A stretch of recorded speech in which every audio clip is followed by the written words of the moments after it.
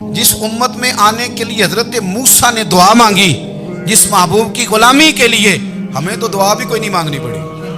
اللہ نے فضل سے ہی مدینے والے کا غلام بنا دیا۔ صوفیاء نے لکھا ہے کہ حضرت عمر نے جب کلمہ پڑھا نا تو 39 بندے کلمہ پڑھتے تھے، تو نبی پاک نے رات کو دعا مانگی، اے اللہ عمر کو مسلمان کر کے اسلام کو عزت دے۔ حضرت عمر سویرے آ گئے، مجھ میں وہ تفصیل میں نہیں جاتا، بات لمبی۔ حضرت عمر جب آئے نا اور انہوں نے آتے جب کہا نا کہ میں کلمہ پڑھنے آیا ہوں، تو حضور اتنے راضی ہوئے کہ نبی پاک نے کہا اللہ اکبر، تو صحابہ نے نعرے لگائے اللہ اکبر اللہ اکبر، یعنی 40 لوگ مسلمان ہوئے تو نعرے لگے۔ ہمارے صوفیاء کہتے ہیں حضرت عمر کے آنے پر جب نعرے لگے تو بتاؤ کہ وہ تو نعرہ تکبیر لگا، نعرہ رسالت کیوں نہیں لگا؟ تو کہتے ہیں گویا ہمیں حضور نے یہ سمجھایا ہے، حضور کے اشاروں نے سمجھایا ہے کہ میں اب اپنے نعرے خود تو نہیں نہ لگاؤں، میں نے تو اللہ اکبر کہہ دیا، عمر آ گیا ہے میرے نعرے لگاتا رہے گا۔